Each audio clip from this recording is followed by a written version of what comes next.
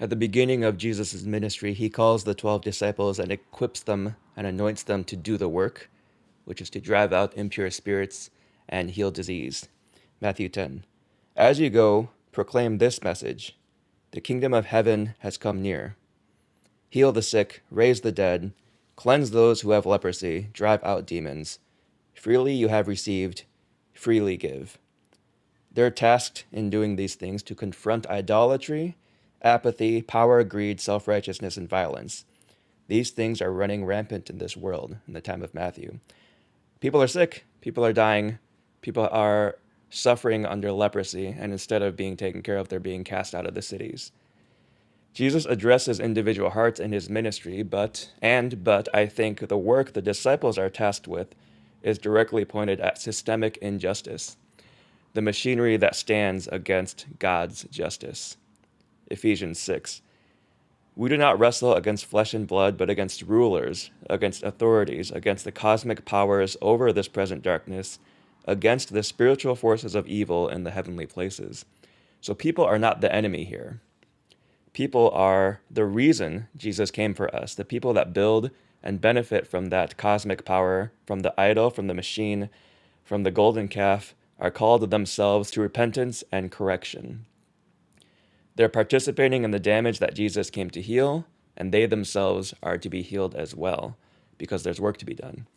When John the Baptist asks whether Jesus is the Messiah, the one whom his whole life has been dedicated to preparing for, Jesus replies in Matthew 11, "Go back, report to John what you hear and what you see.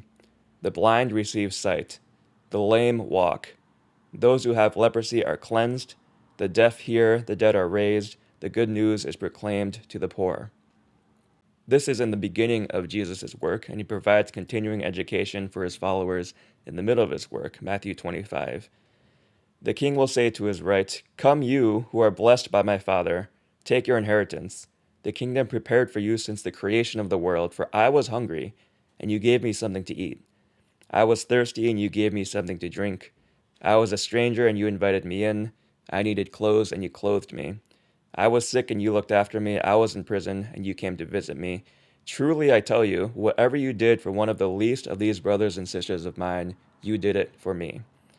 Near the end of his ministry, in his last teachings before his arrest, murder, and resurrection, Jesus reaffirms his identity, that he was sent from God. John 14. "Believe me when I say I am in the Father and the Father is in me, or at least believe on the evidence of the works themselves. Very truly I tell you, whoever believes in me will do the works I have been doing.